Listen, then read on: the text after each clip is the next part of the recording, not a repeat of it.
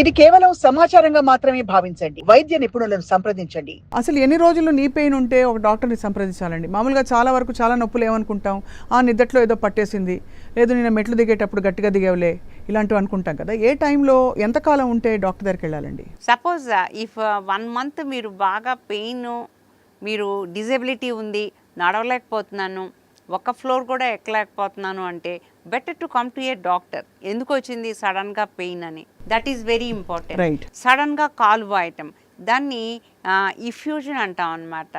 Non specific synovial ఇఫ్యూజన్స్ కూడా వస్తాయన్నమాట. అంటే నాన్ స్పెసిఫిక్ సైనోవైటిస్. ఒక్కొక్కసారి ఒక వైరల్ ఫీవర్స్ ఏదైనా వచ్చినప్పుడు అలా నీ జాయింట్ వాయటము, స్వెల్లింగ్ రావటము, పెయిన్ రావటము కూడా జరుగుతుంది. ఇలాంటివి ఏమన్నా వస్తే వెంటనే డాక్టర్ దగ్గరికి వెళ్ళి సరి అయిన ట్రీట్మెంట్, ఒక ఇన్వెస్టిగేషన్ చేయించుకొని సరి అయిన ట్రీట్మెంట్ తీసుకోవటం చాలా ఇంపార్టెంట్. మేము విన్నది ఏంటంటే మ్యామ్, మీరు you are one of the few lady robotic orthopaedic surgeons అని చెప్పి. నేను వరల్డ్లో నేను ఒక్కదాన్ని, లేడీ రోబోటిక్ సర్జన్ వరల్డ్లో నేను ఒక్కదాన్నే. ఇండియాలో మ్యాక్సిమం నెంబర్ ఆఫ్ జాయింట్స్ చేసేది కూడా నేను ఒక్కదాన్ని. మీరే చాలా ఫెనామినల్ అచీవ్మెంట్ అండి అది. నేను పెద్ద అచీవ్మెంట్ అని అనుకోవట్లేదు. నేను ఆ సబ్జెక్ట్ కోరుకున్నాను, చేశాను.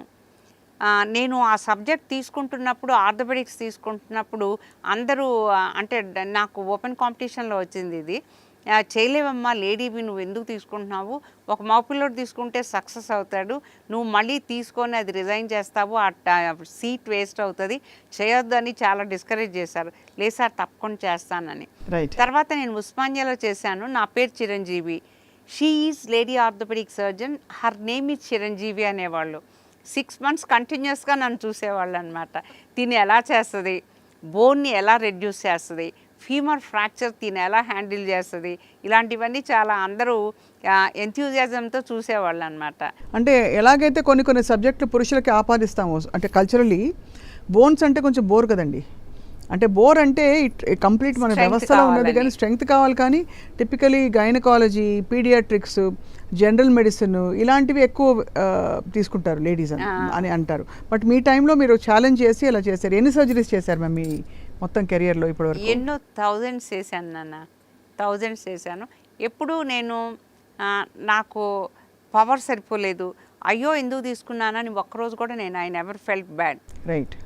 తర్వాత నేను అంటే నా కొలీగ్స్, నా ప్రొఫెసర్స్ కూడా అనమాట, ఆడపిల్ల తీసుకున్నావంటే నువ్వు లీవ్లు పెట్టేస్తావు, ఇంకా డెలికేట్గా హ్యాండిల్ చేస్తావు, నీతో మాకు చాలా ప్రాబ్లం ఉంటుందేమో అనుకున్నాం, కానీ ఇంత ఎక్స్ట్రాడినరీగా చేస్తామని మేము అనుకోలేదు అన్నవారు.